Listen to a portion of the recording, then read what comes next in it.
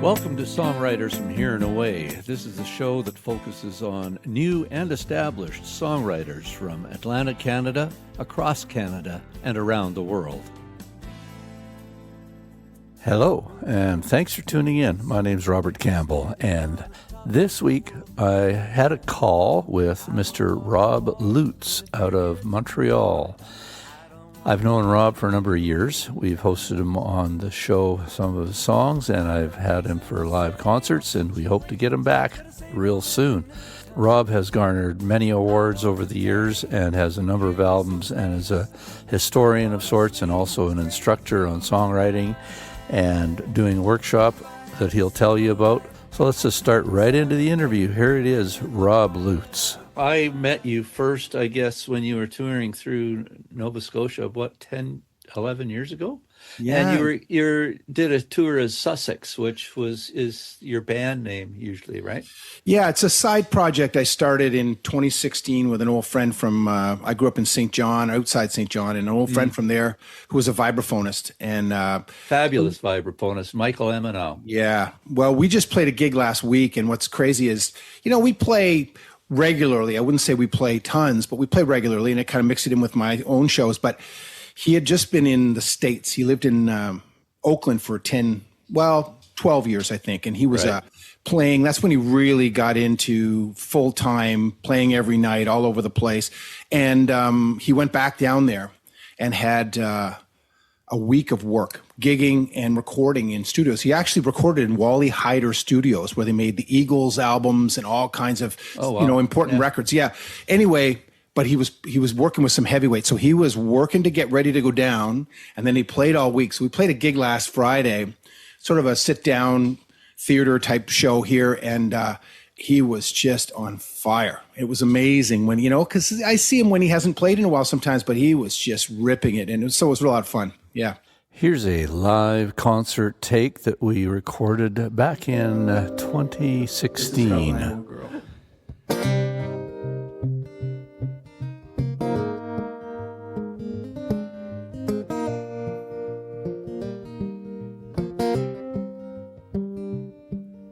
Well, I know a girl who's 5'4". She sleeps in the bedroom with her feet out the door. She's always trying to remember what it felt like before.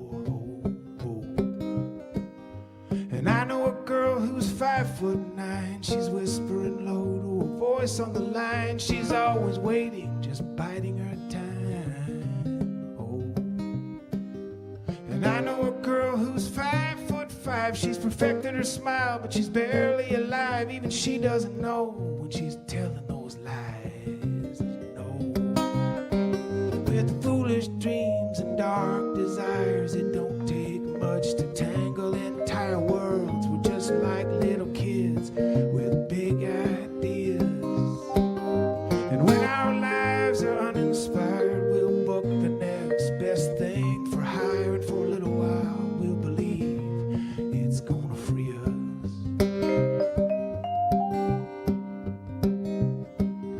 Well, I know a guy who just can't think small. He's building a castle just to watch it fall. He's done it before, but he doesn't recall. No. And I know a guy who's cuddly and slow, and all that he knows is he'll never let go. Well, his baby is gone, only he doesn't know. And I know a guy who works straight till dark. He's striking at stones just to capture a spark, but he's missing the point while he's making his mark. The foolish dreams and doomed desires, it don't take much to tangle entire worlds. We're just like little kids with big ideas. When our lives are uninspired, we'll cling to what has got us mired, and for a little while we'll believe it's gonna free us.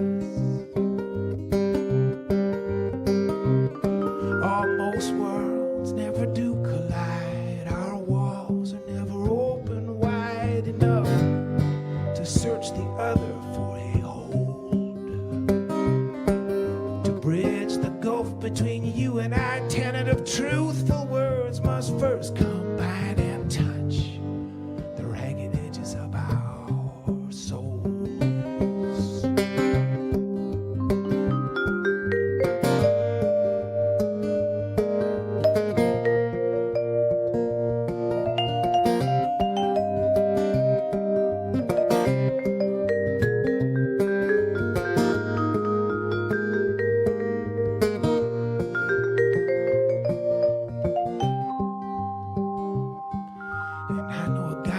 used to sing the blues. Now he's teaching his heart, it's got nothing to lose. He's a little more kind and a lot less confused. Oh, and I know a girl who was icy cold. Now she's learned to tell what she never was told. And it's taken her years, but she's begun to unfold too. And they cool the dreams and calm the desires, release their minds by clipping the wires till the current cannot reach the blinding bolt. And water still as waves expire, the world reveals its true attire. The moon is always lonely, always full. Yeah, the moon is always lonely, always full.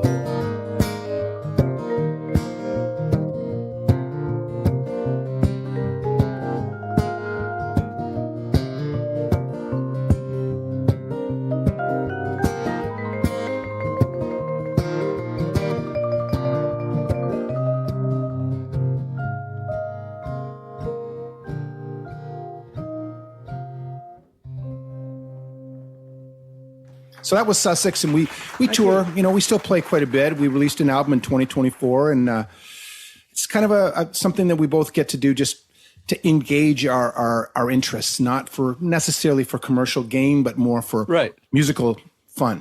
Yeah. There's videos up on our channel of you guys that I did. Yeah. So that's 9 years ago, I guess. Yeah. It was 9 years ago. That's right. Yeah. No, that was a nice room. I enjoyed that show quite a bit. It was a good sounding room. Yeah. You still do shows in there? No, we sold that house and we're in a tiny little condo now. And we went from 3,800 square feet to 800 square feet. Okay. We downsized Sure. tremendously. So that's why our closets are Jenga puzzles.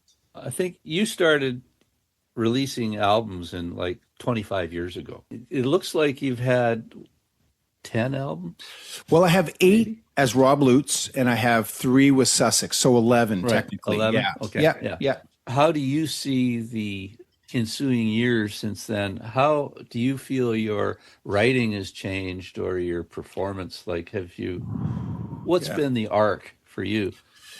The arc for me has been from a young person, really, I mean, like a lot of people, very into music and learning the guitar, and recording the first album was something that I kind of, I was not someone who had this natural kind of thought that this was my normal path. I come from a family of accountants and, professionals, and musician was not something that was super, super encouraged. I won't say it was discouraged, but it was not encouraged. Same with me. Yeah. Yeah. A lot of folks. Yeah. A lot of people have that. Exactly. So I made that first album, and it was just like almost terrifying and thrilling at the same time. And then, and I was very nervous on stage. I mean, I liked it, but I had, I was not one of these naturally comfortable people. Right.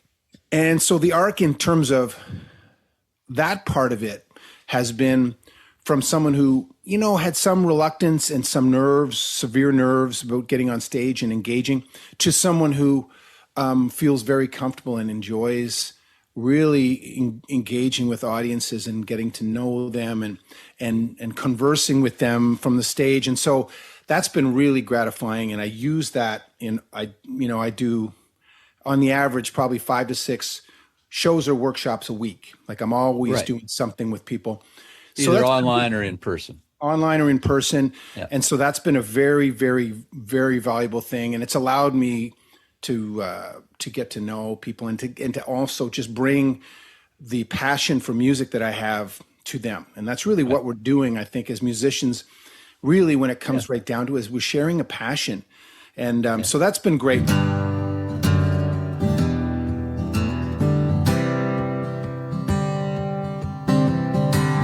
Light it up and let it burn. Put on your party hat. It's not the time to be concerned or measure where we're at. Let's build a fire with what you want and what I'd hate to lose.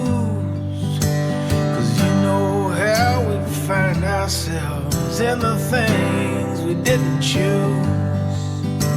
The things we didn't choose. We were born to love and dream, but we had to duke it out. The joy that burst out at our seams was paralyzed with doubt. Well, flat out freedom was the goal, but we learned to love the blues. Well, you know how we find ourselves in the things we didn't choose. We find ourselves in hell. We find ourselves at home. We find ourselves far off the river we swore would be our own. We find ourselves in love. We find ourselves in loss. We find ourselves amazed at just how strong we were to finally get across.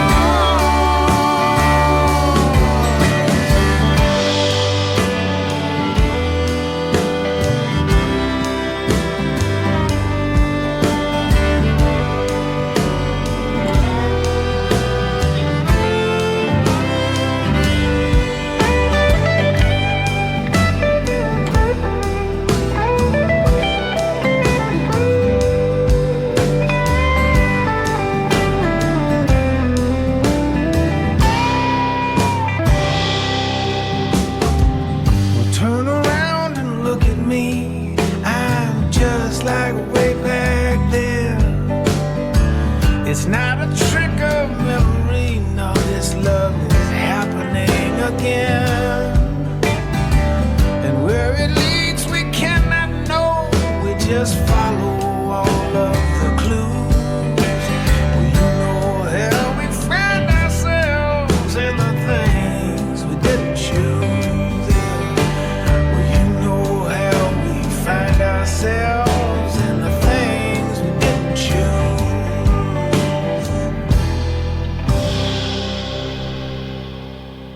That was Things We Didn't Choose off Rob's The Bravest Birds album from 2013. In terms of songwriting, I would say we start out without sort of having the, what's the word? You know, we started just writing what's from our heart and doing the best we can. And I was lucky that I had a first album that had some really good songs. I look back and they were well crafted by total by chance. But I guess I had the same start. Instinct. Well, we all have the same model, right? It's like, how do we parent? We had parents. How do we write songs? We heard songs. So I was just modeling on what I'd heard. And I guess over time, we all seek for different types of hooks and ways to connect and ways to align words with chords and melodies that are special, that take your breath away. So always searching for that magic moments in songs. And I say I'm a little less free in a way now than I was then, because I came in naive, just writing 3-chord songs and not caring. Now when I write a 3-chord song, I go, ooh, maybe I should do something. So I have to really be careful and try to bring that naivete into my work. We can overthink it. Oh, yeah, it's very easy, especially the more knowledge we get or the more tools we get in our toolkit. We kind of second guess. Do we use that roofing hammer or the framing hammer? Exactly. And so you ponder those issues more than you should sometimes. Yeah. And you also have a track record that you feel like you have to live up to and something. But I really think really trying now to be more like. And I mean, not to such an overuse, but a Neil Young who released 50 records. And I had probably up until 2000, I had them all. I was a fan of that level. And now, but where, they're not all going to be heart of gold. They're not, so you have to it's a numbers game. And I teach music and I talk about Irving Berlin, and I've gotten to know his catalog quite well. He published about 1,500 songs. Well, about 30 of them, if I played them for you right now, you'd know them. You'd say, I know that song. About 150 other ones are really good. And then about 1,200 of them are dog's breakfast, right? Or just average. They're just average. Yeah. They're very topical. They're dealing with an issue. He has certain qualities that are always there. However, forgettable. And so, you know, it's like, this is arguably the greatest writer in history. You could make that argument. And so it's really important that we remember that. Now, that could also make us just toss stuff out. And I think that Neil Young lately has kind of been recording records, like not really working them hard enough, I would say. And so I think there's a danger of just going, and there it is, and I'm moving on to the next song. So I'd say you got to find that sweet spot. And every song is different, as you know. So it's really awareness, you know, and what am I supposed to do with this song? Right. So that's been fun journey.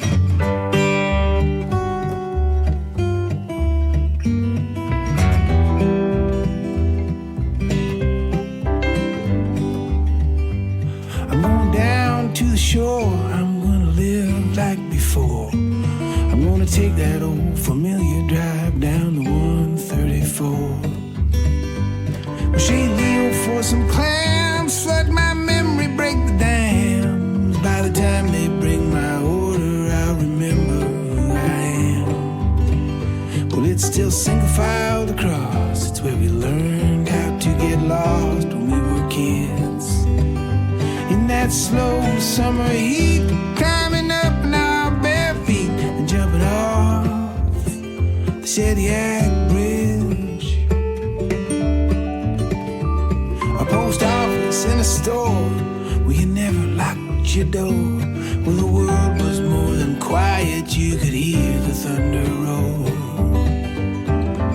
Swimming in the brine, comic books and fishing lines, and listening to the old folks telling tales about the time. Well, they climbed up in early May, just before the break of day, when they were kids. For their death-defying leap, well, it's all 15 feet when you jump off the Shediac Bridge. The Shediac River breathes the ocean tides. It fills and empties every day as we ride the currents of our own complicated lives. Something pulls us back that way.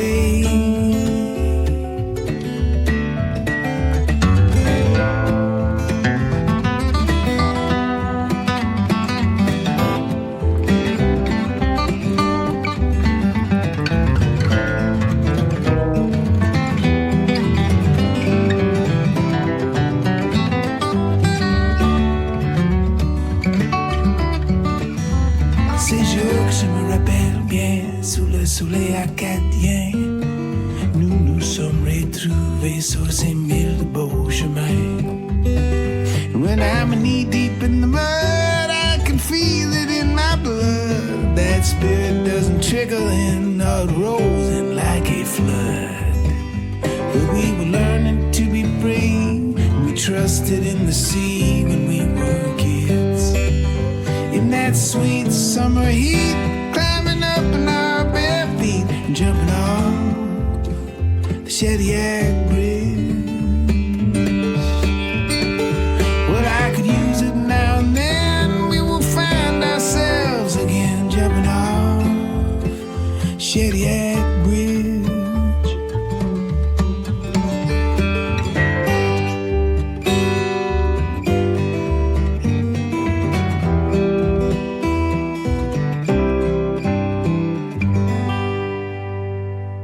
That was a track called Shediac Bridge off the 2021 Knives album. Wanted to remind you that we are a podcast, so please give us a like, give us a follow. All that stuff really helps, and it also helps the artists. So look us up online, sfhaa.ca. We are in the interview with Mr. Rob Lutes. Here we are, back at it. You're writing a lot all the time as well as doing workshops. Do you write solo? Do you co-write? What's the balance there for you? I mostly write myself. My wife is a sounding board, although as we've had kids, we're less accessible to each other. But in that creative zone, I have co-written with lots of different people over the years, but mainly I write them myself. And then I have a few trusted people that I'll play them for. my guitarist, Rob McDonald, who's, people don't know him around the country, but he's in Quebec, he's widely known. He's a phenomenal of all styles. And so I played with him since 96. So he knows my whole catalog. We've played every cover known to man. And da-da-da. Great history. So it's great history. And so he'll listen to it and he'll tell me. He'll be very honest with me. And he's usually very encouraging, because usually by the time I bring it to him, there's something there. There's something worth something, You need a trusted partner if you're going to be in that situation. So you got Rob McDonald, you got your partner, your wife.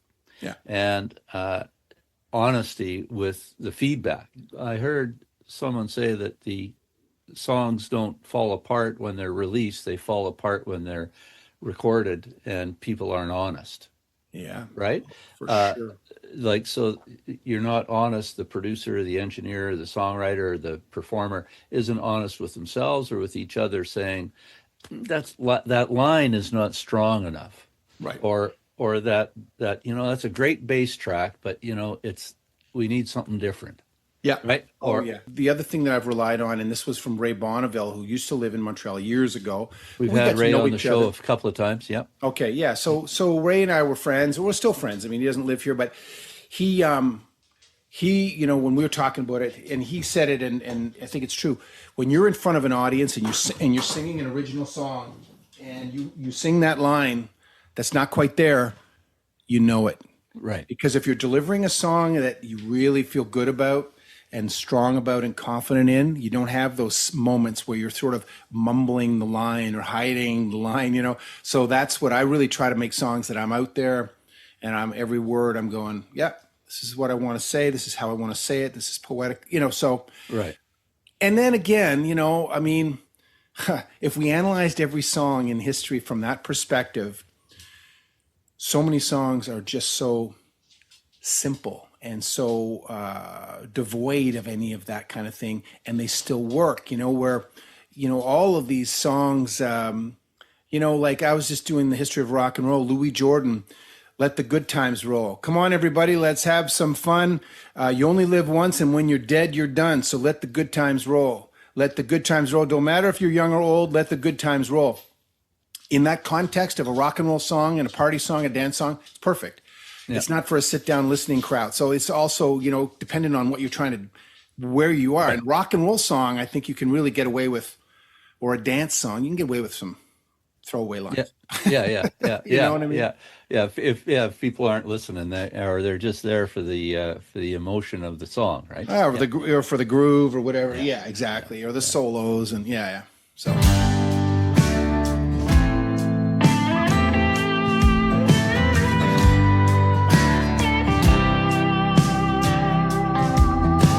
If I was gonna tell you what I think I would have told you long ago, the night we walked out in the snow, I was fumbling but you did not know.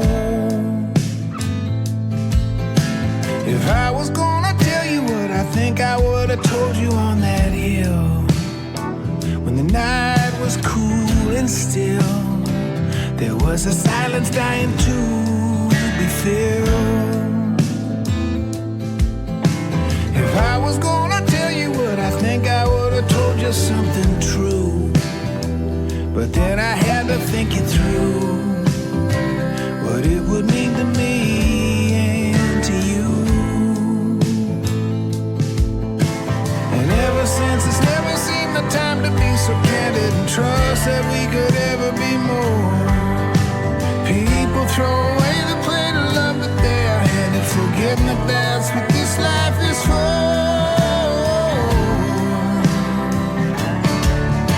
If I was gonna tell you what I think I would have whispered on that breeze, about how you brought me to my knees, and how you captured me with ease.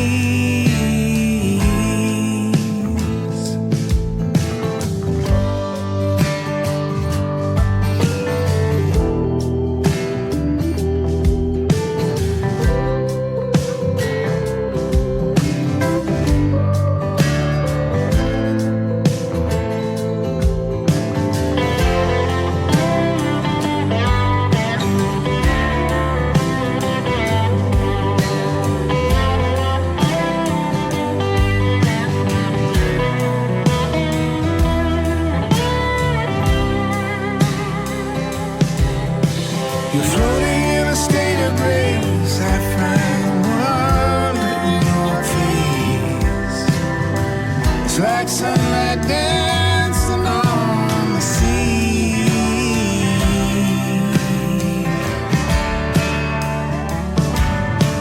If I was gonna tell you what I think, I might have maybe broke my heart. So I kept my heart and mind apart. Now my love lives in this work of art. I only tell you in this work of art. It isn't real, it's just a work of art. I could have been a work of art.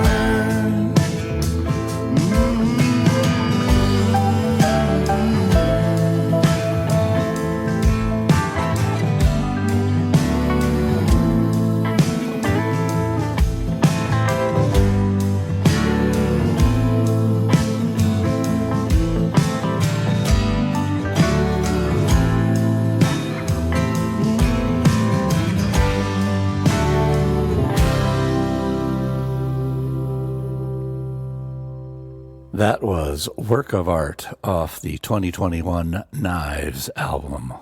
So, what have you got in the can right now, or what have you've just released an album? I released an album last fall. It's been a year since we released it. It's been a year? Yeah, I guess so. It's been a year. It's it was a Sussex album called Shine, and it was my idea of, because when Michael and I played vibraphone and guitar, with the first album we had gypsy guitar, manouche guitar, whatever you call that in the correct parlance, trumpet, violin, bass, my guitar, and vibraphone. Second album, we had just clarinet and trumpet and vibraphone and guitar. And this last one, I heard a lot of old country. And there's a lot of Motown, which has some vibes in it. Sometimes xylophone, but often it's vibes. Yeah. And it's down in the mix. Yeah. But it's kind of mixing with the pedal steel a little bit and sort of carrying this sort of these tones. It's not a solo. Carrying a pad thing and it's like a pad thing. An ambience. Ambient kind pad. of like an electric piano does, like a Rhodes or a whatever does. Exactly. And then, you have it in certain tunes like Sunny. Sunny, yesterday, first verse, vibraphone. So, yeah, there's sort of, it's like an answer, or anyway, so I had this idea to do pedal steel. So we got a guy from the East, Joe Grass, who's from Moncton, great, songwriter, performer, producer up here, and a great bass player who I'd worked with on one of my albums, Morgan Moore, and vibraphone. So it's pedal steel, vibraphone, me on vocals and acoustic and upright bass. And so I wrote some songs that I wanted those guys to mix, and it came through. It worked, it was fun. Nice. And so that was a nice, acoustic experiment. And we did some old tunes. We did some of our own tunes. So that was the latest album, and we were live off the floor. Yeah. Right. Yeah. You sent me some tracks. Yeah. How about we play one? Do you want to pick one? Sure. Well, I guess we would play "We Were in Love" because that's one that I wrote with this idea of the mix of ambient vibraphone, sort of creating an atmosphere. It's a love song, kind of just images, but the idea of the tune was this kind of hook in the chorus, which was that when something's over and you're not with this person, there is this part of you that if you really go there would say, but damn, we were in love. Like we had this once in a lifetime special thing, and that's the kind of idea of this tune. But anyway, cool. you hear the vibes and the pedal steel mixing really nicely. Nice. Okay, We Were in Love.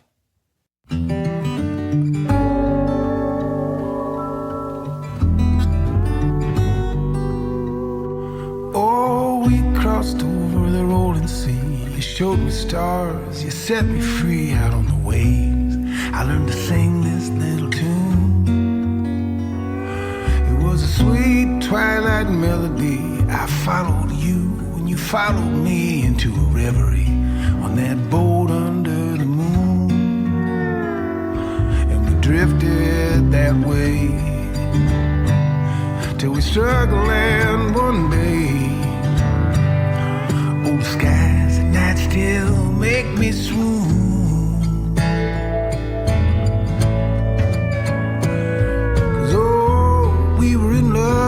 We had it all just to be in that world. Now you're all I think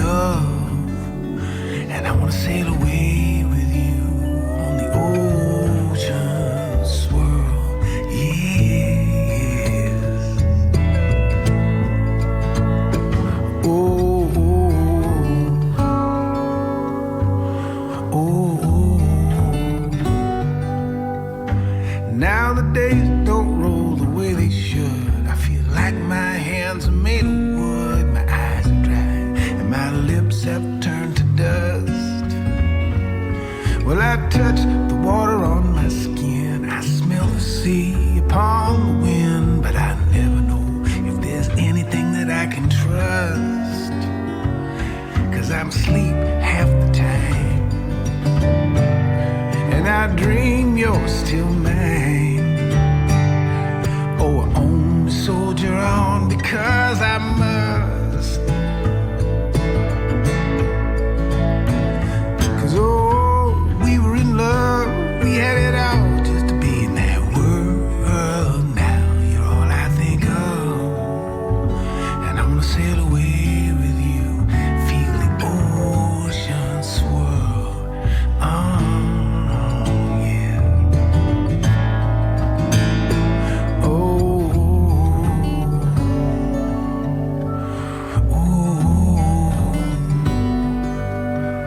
I'm on the shoreline most every night,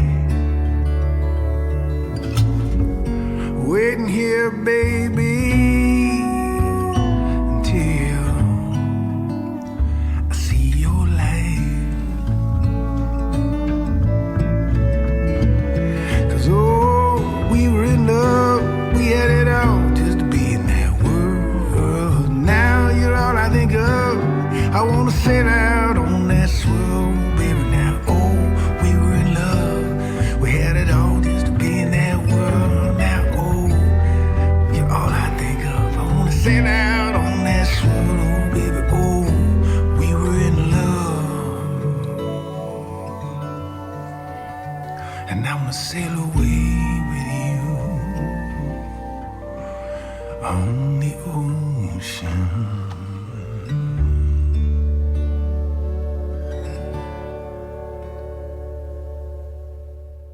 I've got a note here that you were born in Toronto.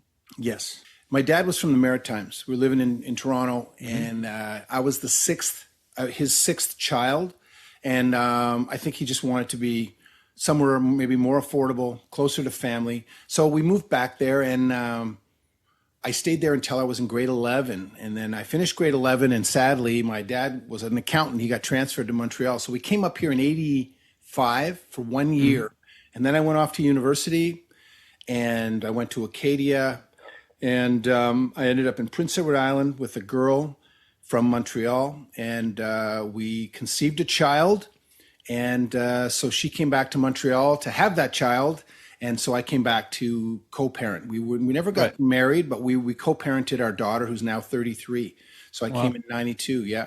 So you've settled in and you have no desire to move to Spain or anything, but at this point? Well, it's not, I mean, Montreal is, my wife is from Belgium. She's from Brussels. And there's really, this is the city that she would like to live in. If we have to live in Canada, she might live out west. But yeah, I mean, no, I don't see us moving. I think when you get to Montreal, you live here, it's like, where would you go? And so we're pretty committed to staying here. It is a good musical town. Mm-hmm. I don't think it's necessarily the best town for an English songwriter, if anyone's asking for my advice. And not because it's not a rich terrain to get ideas and lots of interesting people in a beautiful, fun city, et cetera, and beautiful, but more that it's the industry here is more of an a Francophone industry. Francophone, yeah. Which is great. But it's a little harder, and it's not. So that's all to say. I'm not living. I like it here, and Here's something I don't often do. I'm going to play one of the tracks that is a cover. So Rob recorded this Warren Zevon tune titled "Mutineer" back in 2009. Warren Zevon, a great writer. Here's Rob Lutes' take on "Mutineer."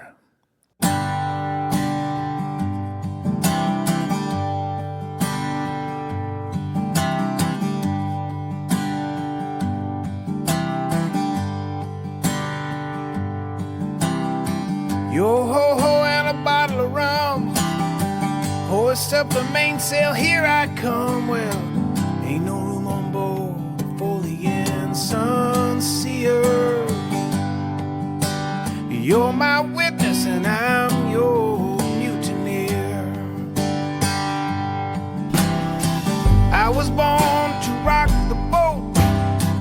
Some might sink, but we will float. Grab your coat, let's get out of here. You're my witness and I'm your mutineer. Used to be we laughed at shadow, thunder crashed and lightning followed us, but it could never find us here. You're my witness and I'm your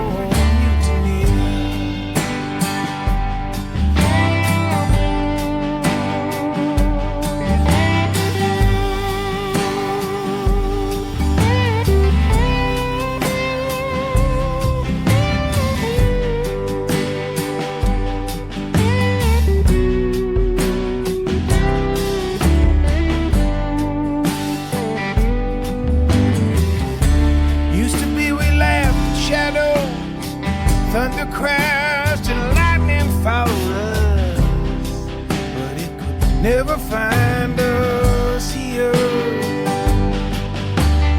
You're my witness and I'm your mutineer.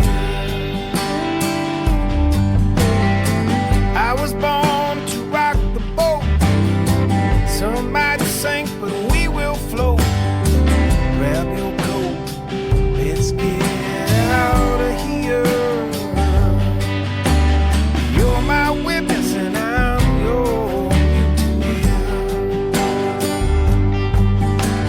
You're my witness and I'm your mutineer. Oh, you're my witness and I'm your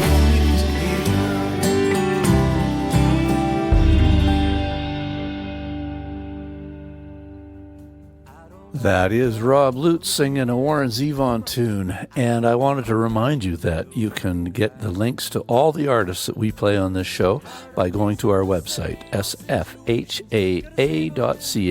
We'd love to see you there. We'll also have workshops and retreats and all that kind of stuff coming up, so please check us out. We'd love to hear from you. And we return to the final segment of this radio show. The full show is online, and it will be close to an hour and a half, I think, on this one, because it's definitely longer than an hour, and a couple more tunes and that kind of thing. So please check it out online. Here we go, back to the show with Rob Lutes. So you're doing I noticed online the history workshop, and it's an online workshop. Yeah. And anybody can take that? Like Yeah. it's tailored for the general public or for songwriters, or No. who do you tailor that for? I tailor it for the general public. I just taught it as a course at a school in Montreal.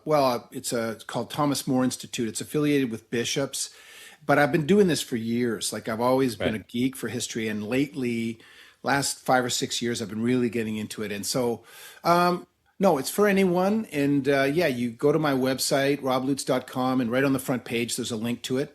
It's going to be 8 weeks, January 7th to February 25th, every Wednesday, 6:30 to 8 o'clock on Zoom. And Eastern time. Eastern time, very important to say, And it's $80 for the average person. I have a couple groups that are licensing it from me. Some, one seniors group, one MS Canada group from the West Island here. And I'm doing it in the winter. I did one last year because it's time when people, it's not the greatest to go out in the cold and it's dark. But the idea of the program is really that as I've gotten really into this history, what it's allowed me to do is understand better what happened, where we are come from. And it's not like, it is kind of like connecting the dots, because I start in literally colonial America and talk about, the earliest settlers were mostly British, Protestant. What did they bring? They brought ballads, the Scottish and British ballads. They were listening to religious songs, but mostly psalms, because they were Puritans. Even though they were separatist Puritans, they were Puritans, and so they didn't believe that singing hymns was okay. They thought hymns were a deviation from what God wanted. God wanted you to use the Bible. So and then we talk about folk songs that arose in America. We talk about patriotic songs. At the birth of America, there was, we have Star Spangled Banner, but there were, 10 or 15 like major songs. Other ones, Columbia, vein, Gem of the Ocean, Hail Columbia, My Country 'Tis of Thee, which is To God Save the Queen, and then multitudes of others that were actually written pre-America, because the deal was Americans were tired of Britain long before the Revolutionary War. They were being taxed without representation. Same thing that happened in the Patriot Rebellion in Quebec in the 1800s, Right. So we go from there, and then you have this, and then you have also dance music that runs right throughout the century but changes radically. And then you have this crazy thing, the minstrelsy, which pops up, which is, really comes from, it predates, but sort of comes from Othello, 1604 or 3 Shakespeare, where you have someone in blackface. And this became a norm over time. And then you had this star of music arise in the Lower East Side of Manhattan called Daddy Rice, Thomas Dartmouth Rice. And then this whole thing springs up of blackface performance, which becomes the television of the 19th century. Right. And then you have parlor music, and Civil War was an incredible growth in music because you needed musicians. And if you were a musician in the war, every battalion, every artillery group had a band. And inspirational, rah kind of. No, band? Yes, but also communicative. There was no walkie-talkies. Every bugle caller had to know 49 calls to communicate with troops. Right. And the troops had to know them too. But if you were a musician, you didn't have to fight. As the war went on, they started pulling musicians out. But so there was this growth. But in 1889, there was about 10,000 brass bands in the United States. Wow. Musical literacy at that point in America was unbelievable. And you come to the 1900, you have, mass production of pianos. Not everyone, a huge number of people could play music and experienced it. And again, we're talking recorded music, really, player it came around and, there's player pianos, but you had recorded music from the 1870s with the cylinder, and the 1880s with the gramophone disc, but moved into the mainstream, after 1900, and really not in a big way until, say, 1910. So people just knew how to play. And so we talk about the birth of ragtime, jazz, blues, into Tin Pan Alley, this amazing, growth, 25,000 songs a year published on Tin Pan Alley. In New York, like we're talking, like you want to talk about some separating the wheat from the chaff. Like there was some really bad songs, but there's some brilliant songs. And so I sort of lead through that. And then you have the birth of country music. You have the birth of radio, 1921. And then you move up through jazz, the birth of jazz, and then the swing era. But then you also have a rebirth of the folk revival started in the 30s in response to the Depression, because there was a big communist movement in the States, and they believed that you had to go back to the people. This was this, Aaron Copland and Upton Sinclair, these thinkers, was like, okay, the elites can't lead us. It's almost like today. They can't lead us, so we have to go back. And, then you all heading towards, you had the blues moving to Chicago, plugging in. You had jump blues with people like Louis Jordan, who I mentioned. R&B, which was just another name for race records in 1949. That was just black music. It was nothing new, but leading to, rock and roll. And you had the sort of perfect song with Rock Around the Clock, and the perfect artist to bring this to white teenagers, who was Elvis. And that's kind of where it stops. But there are millions of like accidental heroes and unexpected twists and turns. And more importantly, just really cool, interesting songs throughout that journey. So that's kind of what we do, and we do it over 8. And I sort of curate it because we can't touch everything, but we move through enough that you come to understand a little bit of the evolution of this music. And so I really find it interesting, and I think because of that, I think people kind of get into it, and we, so that's kind of what we do.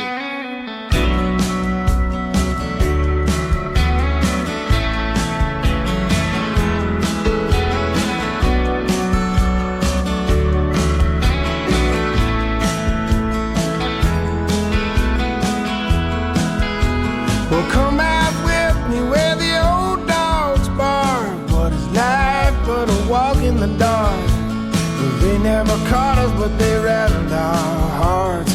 What is life but a walk in the dark?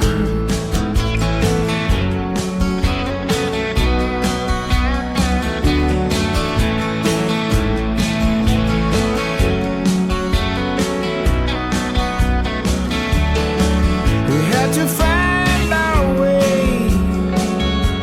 We had to get lost someday. Racing down the boulevard, stranded in our own backyard. We're just shadows moving through an empty park. What is life but a walk in the dark? We blew on the fire and we made some spark. What is life but a walk in the dark?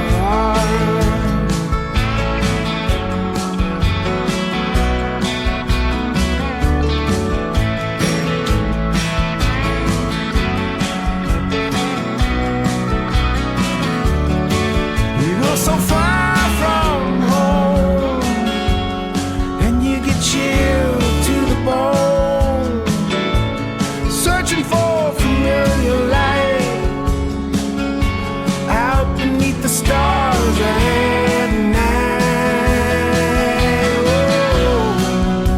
Oh, oh,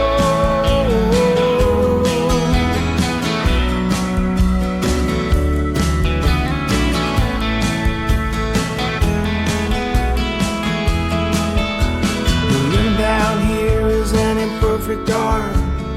What is life but a walk in the dark? We hold it together and we fall apart. What is life but a walk in the dark? Well, won't you turn around? Look at all the love we found. Surely we can raise a smile and carry on for one whole night. Oh, oh, yeah.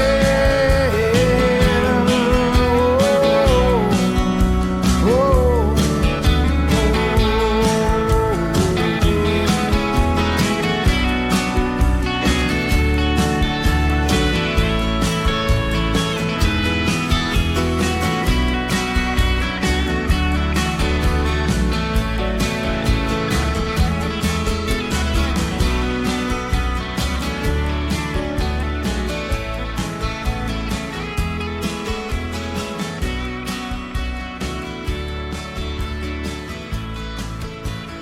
That is the title track off Walk in the Dark, a 2017 album by Rob. So on your own songwriting, I imagine all this history has guides you into some of the styles that you have. Because I hear a lot of flavors in your stuff in subtle ways often, right? And I guess predominantly you're kind of, what would you call, blues-based sort of, or... Yeah, folk blues, I'd say, blues, you know. Yeah, I would say so. But I'll go anywhere like that I try to let myself go anywhere. I probably limit myself. But yeah, that's where I am. But yeah, this stuff has really opened me up to some other ideas for melodies and lyrics. And, you know, it's interesting because when you're studying this stuff, it's like I get so interested in what happened, and the perfection of some of these pieces of music that sometimes I don't go there myself in the same way. It's hard to explain, right. But yeah, it definitely has influenced my my writing, and but in a sense, you know, it's almost more that it's opened my mind to the possibilities. Right. Of all these different types of music, and there's no right or wrong, there's no good or bad. There's just a million ways to do it, you know? Gotcha. And that's what I find really cool. With your new album, you've got a number of tunes on it, and so you've got some songs that kind of are historical as well on that album? Yeah, we do. We have, I think we have 3 or 4 covers. There's one song in Right. French, Parlez-moi d'amour, but we have a few covers. And we were trying to go to kind of bring blues and pedal steel into Tin Pan Alley. And so one of the songs that we did was one of these tunes where you listen to it and you look at it structurally. It's become a very popular song in manouche, for lack of a better term, gypsy music. But it was a song from 1921 or 22, and it's by Isham Jones. Wrote the music. He was from Ohio. He led a big band. He was a saxophonist, led a big band in the 20s, late teens and 20s in New York. They played the Charleston, the sort of definitive version of the Charleston. He was a great composer. He wrote the music to It Had to Be You, for example, and his partner in that song and in the song that I was on the record, it's called I'll See You in My Dreams, was Gus Kahn, Gerson Kahn. He was from Koblenz. It wasn't even called Germany. It was called the Kingdom of Bavaria. I think he was born in 1886. Came to the States in when he was about 8 years old. He came to Chicago, and he wrote Yes, Sir, That's My Baby, Makin' Whoopee, Dream a Little Dream of Me, all these tunes. And, so anyone who wants to learn a second language, he learned English and became probably the most articulate songwriter, a lyrical writer of his day. So he wrote the lyrics to the song, I'll See You in My Dreams. And I think this one, it's harmonically really strange. And when I play it with jazz players, even they're like, wow, that's really interesting and odd. And lyrically, it's just a beautiful expression of an unattainable love. So that's one of my favorites on the record. I'll See You in My Dreams. Cool. Well, here it is. Though the days are long, twilight sings a song of the happiness that used to be.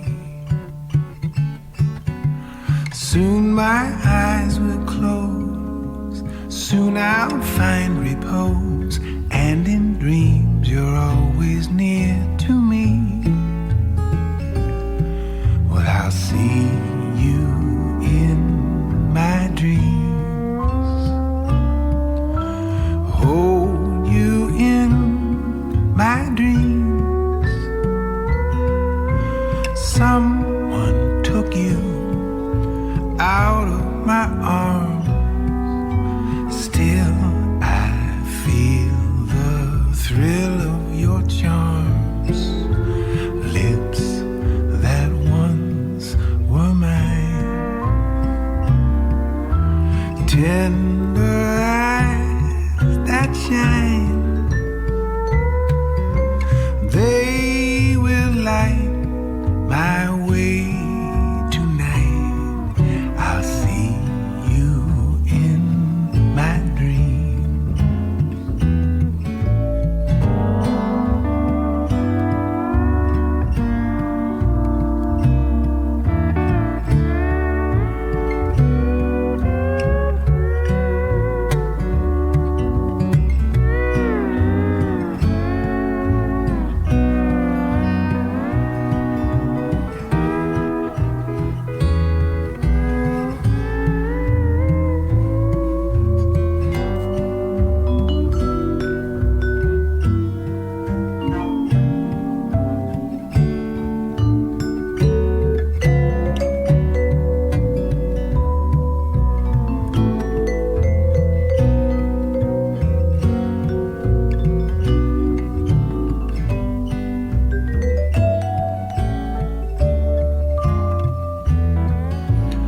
In the dreary gray of another day, you'll be far away and I'll be blue.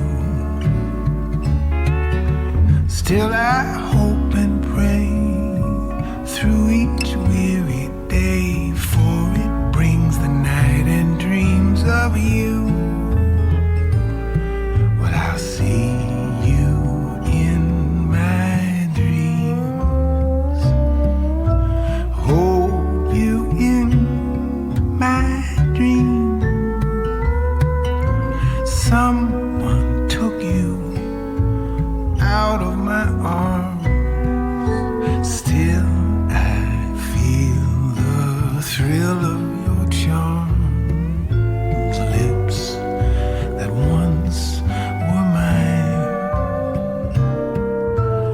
tender eyes that shine. Oh, they will light my way tonight. I'll see you in my dream. Oh, they will light my way tonight. I'll see you in my dreams.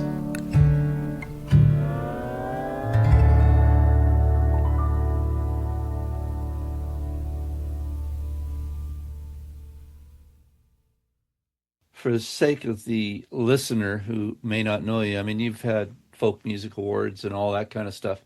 Yeah. 10 tracks on an album now. Albums are almost like a dying art. Yeah. Oh yeah. What's your perspective on the new paradigm of this whole social media and the whole Spotify's and that? I mean, I see you doing some good stuff on socials media. Where's your headspace on all that? And you pulling your songs off Spotify, or what are you doing that way? Yeah, I'm just leaving them out there. I think in the end, the paradigm has shifted so many times, and I don't want to, I'm at risk of going on, but, sheet music was dominant for the, say, Tin Pan Alley period, and then was basically gone by 1925. Recordings had taken over radio. And then at that point, you just had the gramophone record. They didn't call it a 78 because there was nothing else.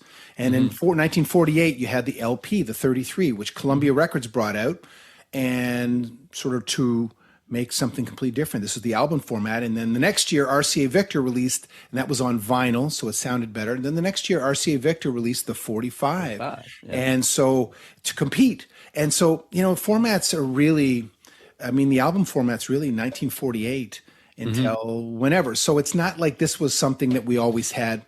I'm sad that the album format has died because I think albums give you, as an artist and as a listener, when, you and I both have experienced this, and I don't know how many people do now, where you listen to the whole record and you knew the whole thing. Sequentially, and you knew, track 3 on side 2. Now, they weren't always ace, every track wasn't always good, but then there were always those records where every track was good, and that was like those gems. So anyway, the social media thing, I think it's just, it's the reality. And I'm not very good at it either. I try to put my name out there and put my stuff. And I think, the best advice I ever got from a woman who works at Concordia here many years ago, and it sort of circles back to my mind from time to time as I'm trying to find an angle. And she said, you know what? Be authentic. Just be authentic. That's all you can do. Just be authentic. And within that, you can adjust a little bit to try to capture some more eyes, et cetera. But once you start pushing yourself, and I've done it, tried to be this or that and capture more, I find it doesn't really work, Right. So anyway, but yeah, that's my view on it. And the format thing, listen, it was a singles world up until 48, and people existed and they survived. So I think we have to just move back towards it, and that's it. Yeah. Yeah. There's nothing new in the world, eh? There's nothing new. You know what? There's nothing new. Exactly. Yeah.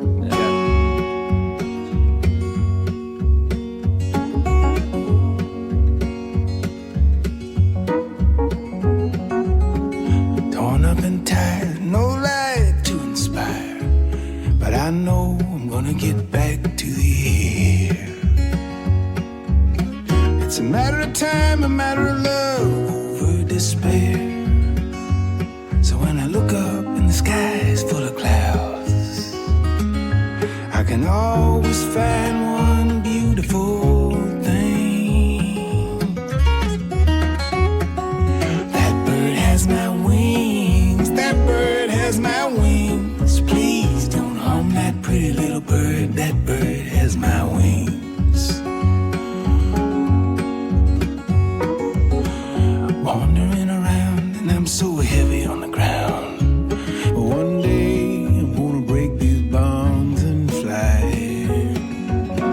It's a matter of time, a matter of love, I can't deny. When I can barely raise my head, I will remember that the darkness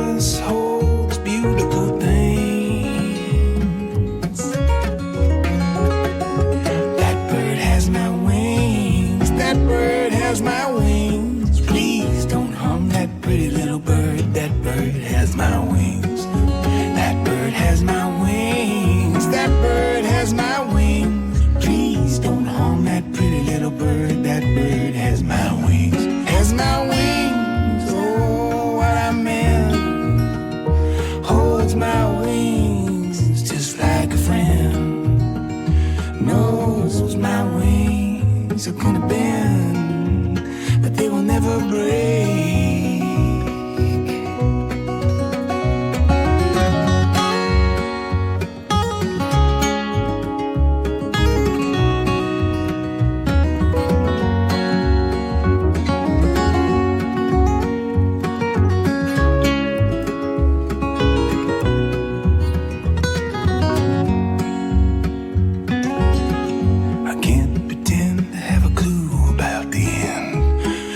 Choose to trust and try every day.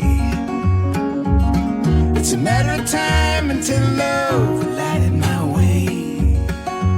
When I can barely breathe, I will remember to raise my little voice up and sing.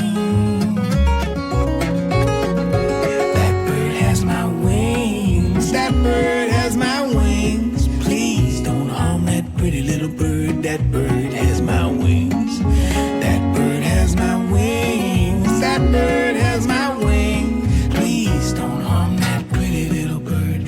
That bird has my wings. Anything else? Anything you need to talk about? Are you playing around? Are you going to go doing any tours or anything? Well, I've got a few things coming up. There's a few things I could talk about. Yeah. I've got, I've been touring less. My kids are in high school. My son, just my two younger ones. So I understand that this time passes. So I'm not touring as much, but I still play, several times a month. But I'm coming down east in May to play at Paddle Fest in St. Andrews. Right. And, I'm always out here and there throughout the year. I do have a couple interesting things. I'm doing the Ottawa Blues Fest, where I've played a few times as an artist. I've also played at their Blues in Schools program, and I'm doing that this year. Good. In March. Yeah, it's 2 weeks, and you're at a different school every day the first week, and the second week you're going back to the same one. Right. And that's always inspiring because you can bring older styles of music to kids, and then they understand them, and this is why I love Christmas music, because I do some Christmas music workshops, and everyone says I'm tired of Christmas music, etc. But for me, it's one of the few opportunities for this new the new generation, whatever that new generation is, to hear British ballad forms, right, Tan Alley forms, Have Yourself a Merry Little Christmas, I'll Be Home for Christmas. These are song forms that you don't hear anymore. No. And spirituals like, Go Tell It on the Mountain. So I love the fact that we get this at least once a year. Kids get to hear all these different forms and old styles. And I'm also doing the Hornby Island Blues workshops in May, and I'm going to be their songwriting instructor in BC. That's great. Looking forward to doing that. And Hornby Island's a lovely experience for sure. Yeah, I'm looking forward to that. And then, a few other things. Last 2 years, I did the Halliburton Folk Camp once as a songwriting instructor, and another one as a teaching about the first 25 years of the 20th century, 1900 and 1925, what was happening in music, and we learned songs. So I'm enjoying doing those kinds of programs because you connect music to history. You're a mentor, right? I mean, it's that's that role in a sense, and I realize that's part of the reason I like doing what I do, hosting the songwriter meetups, and it's all ages, and public comes in and listens, and songwriters there just banging out new tunes, and not all of it's listenable, right? In that professional sense. Yeah. But I'm always amazed at how even the greenest songwriters have incredible lines all of a sudden, or it's like out of the blue, something wonderful, and it may just be a nugget, and that kind of mentorship that you're doing is valuable. So I mean, that's why I do the workshops here. that Yeah. host the retreat and the I think it's online like stuff as well. So what you're doing is really important. And I mean, there are people who take it, I won't take it upon themselves, but it's in a very important role to be this sort of curator or a connector of people and giving these opportunities. Right. Because when I was in Toronto, I went there in the late 80s, early 90s for a couple of years. I mean, I could play a different open stage every night.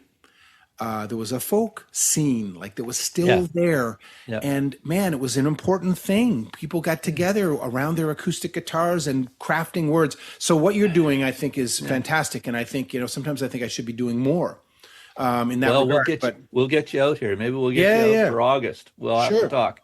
Sure. And when you're out in May, we'll do a show. But I think you're right. I think the idea of performing your songs is important too, right? To be able to have a vehicle. If you're thinking of recording something, like I recommend everybody go out and play them live.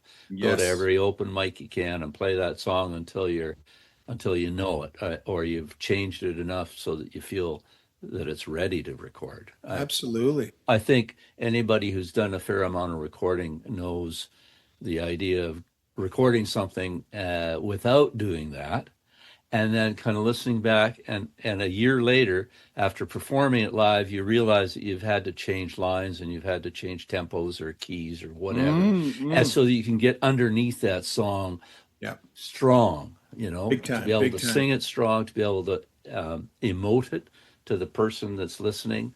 And it's super important. So, yeah. And you might change a line. It's like you need to have, I agree with you. I mean, Ray Bonneville, speaking of him again, but he once went into the studio in this sort of like scenario where, this idealistic scenario, and I give him credit for doing it. He went in with nothing written.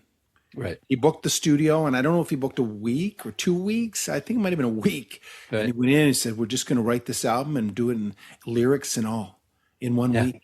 And he went in and did it. It's brave. And I was talking to him. Well, I was brave. It's very brave. And I talked to him afterwards about it. And I didn't actually ask him about it. He just told me, he looked at me and said, never do that.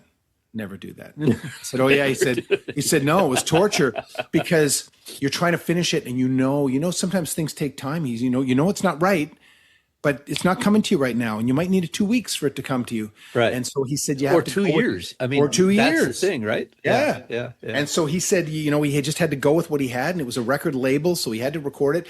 And so he always kind of had this kind of moments, because great ideas that didn't quite come to what they could have been, But anyway, so I agree with you. It's great to play it live. And so I can't think of anything else, but I really thank you for your time. It's fantastic, and we will get you out here for a concert in Halifax. We'll talk. Yeah, we'll talk. Absolutely. And maybe even get you for some workshop stuff. Sure. Anytime. Yeah, let's talk, Robert. Thanks a lot for having me. I appreciate it. Thank you. Okay.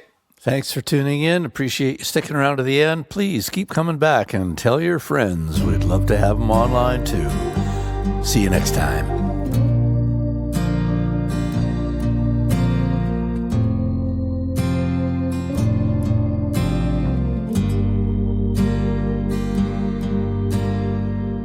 Built this bridge between us, and now you hold the match.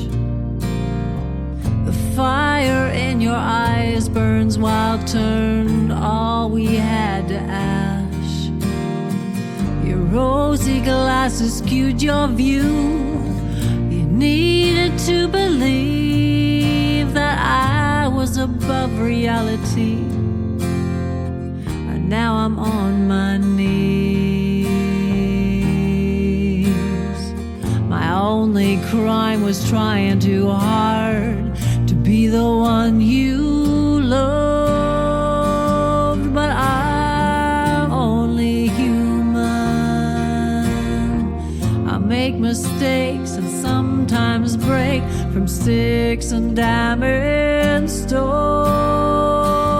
but I'm only human.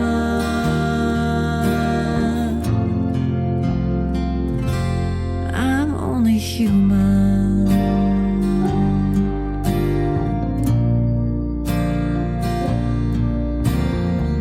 I think I see your pain inside, so I won't close my door. I'll think of you as beautiful if there's really nothing more.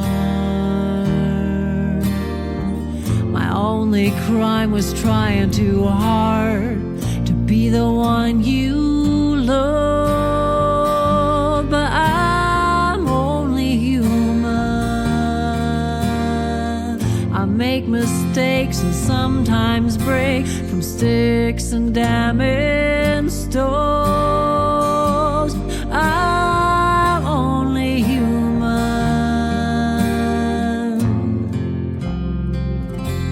I'm only human. You made me question everything the day you turned away. Did you honestly believe your truth? Is that why you didn't stay? My only crime was trying too hard to be the one you love, but I'm only human. I make mistakes and sometimes break from sticks and damning stones. I'm only human. I'm only human.